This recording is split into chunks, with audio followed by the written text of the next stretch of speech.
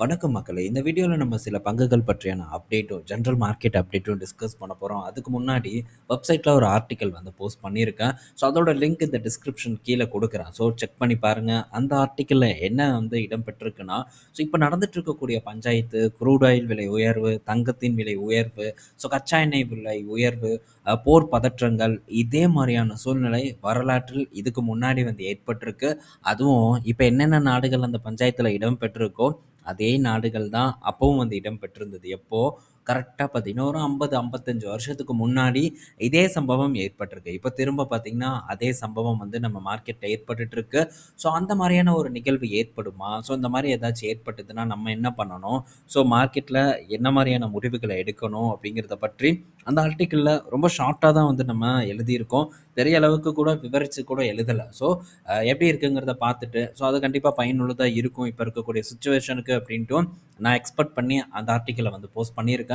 So check பண்ணி பாருங்க time இருந்ததுன்னா. ஓகே. அது போக இன்னும் சில பங்குகளோட அப்டேட் எல்லாம் வேற ஆர்டிக்கிளா வந்து போஸ்ட் பண்ணணும் அப்படின்னு நான் நினைச்சுட்டு இருக்கேன். அதுல கேஸ்ட்ரால் பற்றி ஒரு விஷயத்த உங்க கூட ஷேர் பண்ணணும்னு நான் நினைச்சேன். ஏன்னா, கேஸ்ட்ரால் பத்தி தொடர்ந்து வந்து கேட்டுட்டு இருக்காங்க. ஸோ விரைவில் வரக்கூடிய வாரத்துல கேஸ்ட்ரால் பற்றியான அப்டேட்ட உங்க கூட நான் ஷேர் பண்றேன். அது போக உட்கர் ஸ்மால் ஃபினான்ஸ் பேங்க் பற்றியான ஒரு அப்டேட்டும் வந்து நான் ஷேர் பண்றேன் வரக்கூடிய வாரத்துல. அது போக டாடா மோட்டார் கமர்ஷியல் வெஹிக்கிள் பற்றியான ஒரு அப்டேட்டும் இருக்கு.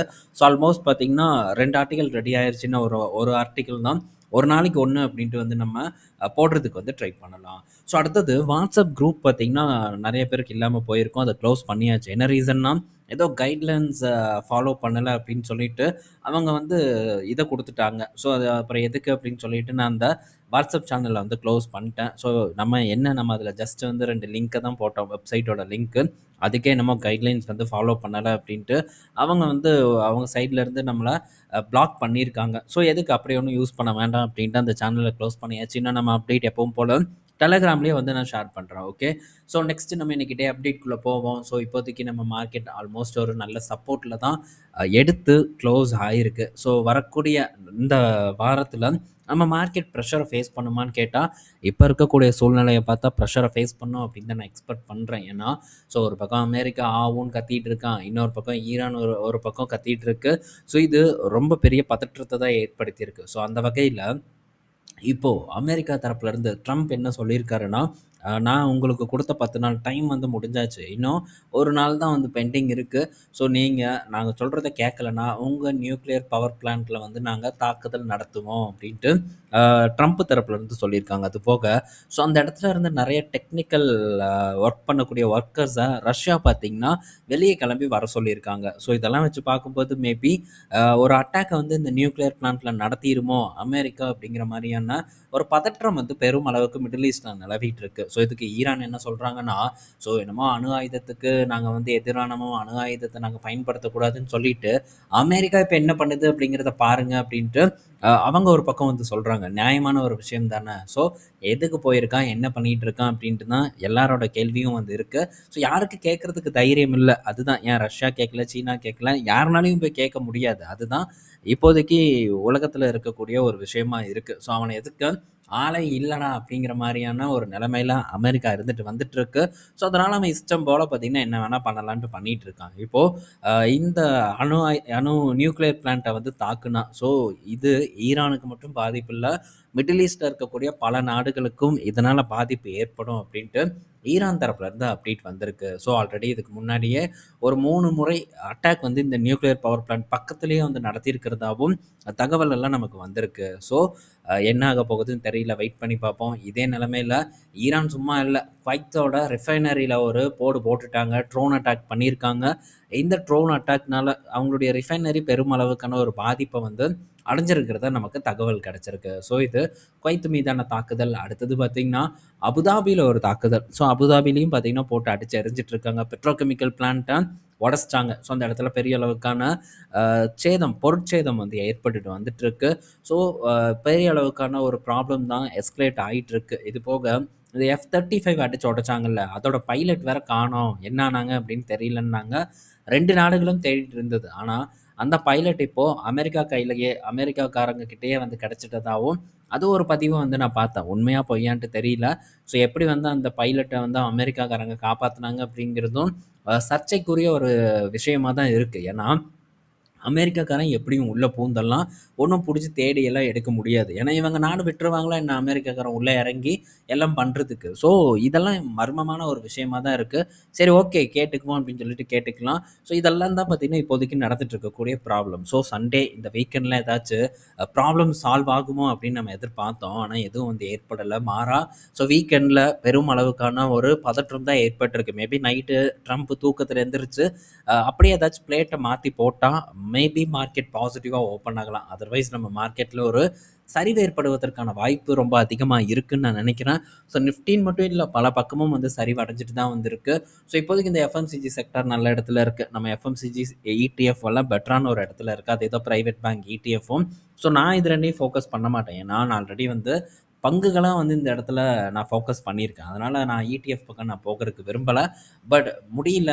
நமக்கு இண்டிவிஜுவல் ஸ்டாக்லலாம் என்னால வந்து தொடர்ந்து அக்யூமுலேட் பண்ண முடியாதுன்னா, இது ஒரு பெட்டரான ஒரு சான்ஸா தான் நான் வந்து பார்க்குறேன். எஃப்எம்சிஜி அண்ட் இந்த பிரைவேட் பேங்க் இடிஎஃப்ப பொறுத்தவரைக்கி. அடுத்தது இன்னும் பல ஆப்பர்ச்சுனிட்டீஸ் இருக்கு. எல்லாம் பேசிட்டு தானே இருக்கோம். அப்பப்போ வந்து நம்ம சில வாய்ப்புகள பற்றி மட்டும் டிஸ்கஸ் பண்ணுவோம். ஸோ அடுத்தது ஸோ ஃபார்மா செக்டார் பற்றியான ஒரு அப்டேட் வந்திருக்கு. என்னன்னா, ஸோ இந்த நடந்து முடிஞ்ச எஃப்ஐ 26ல பிப்ரவரி வரைக்கும் பார்க்கும்போது $28 பில்லியன் பார்த்தீங்கன்னா, சேல்ஸ் வந்து ஃபார்மா கம்பெனிஸ் வந்து நடத்தியிருக்கிறதா ஒரு தகவல் வந்து நமக்கு கிடைச்சிருக்கு.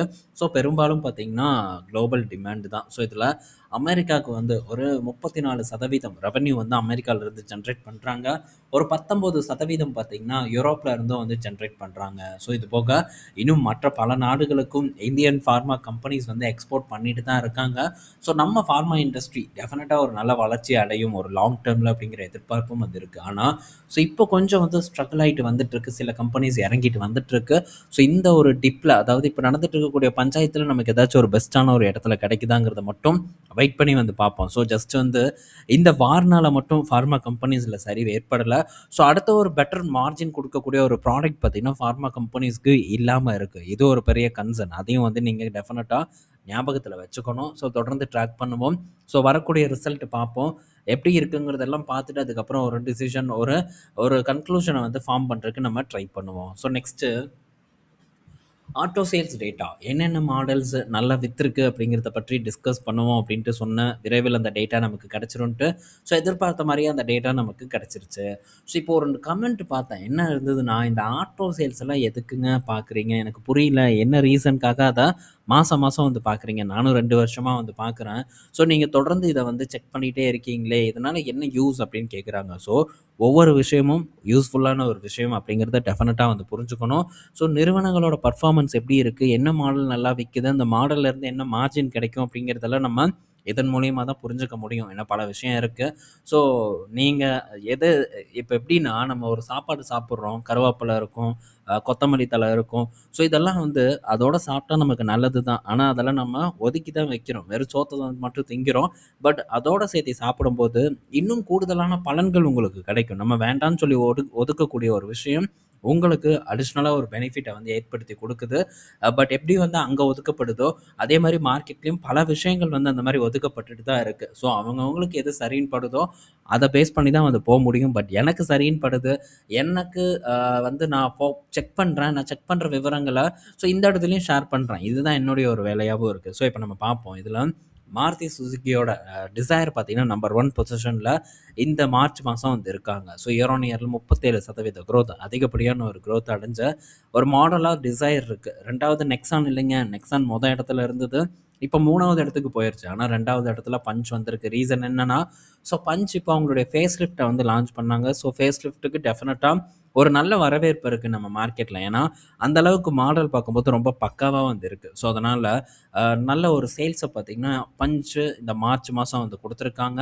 ஸோ நெக்ஸ்ட்டு நெக்ஸான் அடுத்தது ஹியூண்டாய் கிரெட்டா. ஸோ கிரெட்டாவ அடிக்கிறதுக்கு ஆளே இல்லப்பா! அப்படிங்கிற ஒரு நிலைமை தான் இப்போதைக்கு வந்து நிலவிட்டு இருக்கு. ஏன்னா, ஸோ கிரெட்டாக்கு காம்படிஷன் குடுக்கும் விதத்தில இந்த விக்டோரிஸ வந்து இறக்குனாங்க. டாடா சியாரா வந்துச்சு. செல்டாஸ் இருக்கு. ஸோ இந்த மாரி பல கார்ஸ் வந்து இருக்கு. இருந்தாலும் போட்டி பார்த்தீங்கன்னா, கிரெட்டா பக்கத்தில கூட யாருனாலயும் வந்து நெருங்க முடியல. அவங்களுடைய அந்த நம்பர்ஸ குறைக்க முடியாத ஒரு இடத்துல இருந்துட்டு வந்துட்டு இருக்காங்க.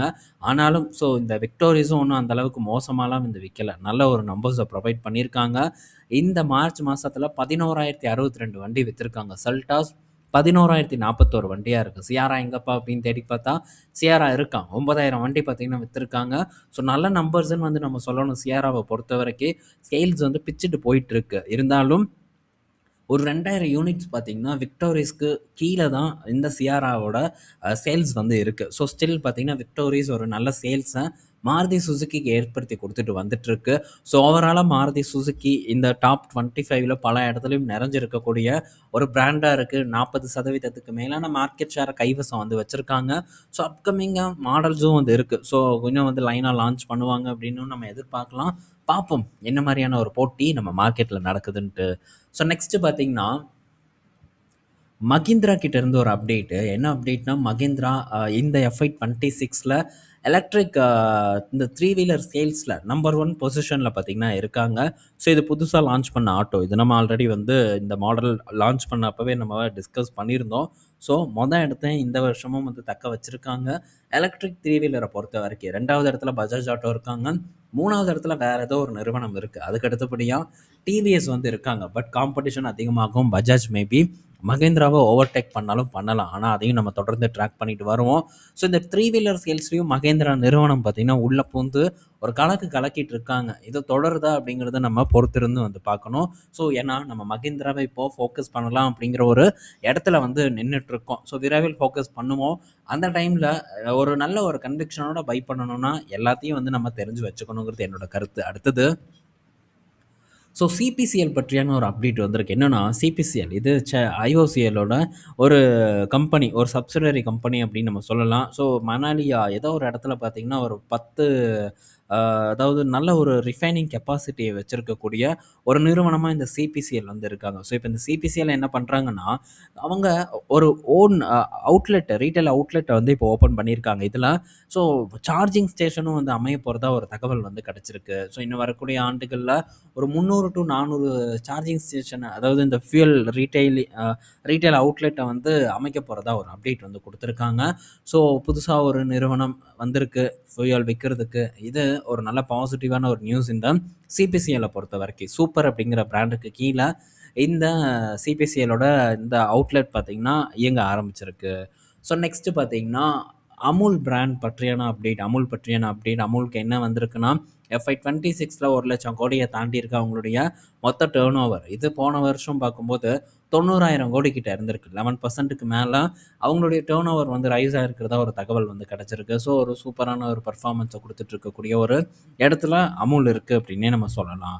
ஸோ நாளைக்கு பார்ப்போம் மார்க்கெட் சரிவடையுதான்ட்டு. சரிவடைஞ்சதுன்னா நமக்கு அக்யூமுலேட் பண்ணுறதுக்கான ஒரு ஆப்பர்ச்சுனிட்டி டெஃபினட்டாக வந்து ஓப்பன் ஆகும். ஸோ பார்த்து அவங்கவுங்களுக்கு சூட்டபுளாக இருக்கிறத வந்து சூஸ் பண்ணுறதுக்கு ட்ரை பண்ணுங்கள். பட் இந்த மாதிரியான இறக்கம் நமக்கு திரும்ப கிடைக்குமா அப்படிங்கிறது சந்தேகத்துக்குரிய ஒரு விஷயம் தான். ஸோ என்னைக்கு மார்க்கெட்டில் பிரச்சனை இருக்கோ அன்னைக்கு தான் நமக்கான ஒரு ஆப்பர்ச்சுனிட்டி ஓப்பன் ஆகுங்கிறத மைண்டில் வச்சுக்கோங்க. அதுக்கப்புறம் ஏறினதுக்கப்புறம் ஏதாச்சும் ஸ்டாக்கு கிடைக்குமான்னு தேடுறதுல எந்த அர்த்தமும் இல்லை, ஒன்றும் கிடைக்காது. அந்த டைமில் வாங்கினா நஷ்டம் தான் நமக்கு கிடைக்கும். ஸோ ஞாபகம் வச்சுக்கோங்க. அடுத்த வீடியோவில் நாளைக்கு நம்ம மீட் பண்ணுவோம். ஸோ இந்த வீடியோ பயனுள்ளதாக இருக்கும்னு நான் நினைக்கிறேன். ஸோ லைக் பண்ணுங்கள். இல்லை பயனுள்ளதாக இருந்ததுன்னா புதுசாக வர நண்பர்களும் வெப்சைட்டை போய் செக் பண்ணி பாருங்கள். அங்கேயும் பல விஷயங்களை வந்து ஷேர் பண்ணுறேன். ஸோ அதுலேயும் நல்ல நாலேஜ் உங்களுக்கு வந்து ஏற்படணும் அப்படிங்கிறது தான் என்னோட ஒரே ஒரு நோக்கம். ஸோ செக் பண்ணுங்கள். நிறைய விஷயங்கள் ஷேர் பண்ணுறதுனால உங்களுக்கு பயனுள்ளதாக இருந்ததுன்னா நம்ம சேனலை மறக்காமல் சப்ஸ்கிரைப் பண்ணுங்கள். அடுத்த வீடியோவில் மீட் பண்ணுவோம். பாய் மக்களே.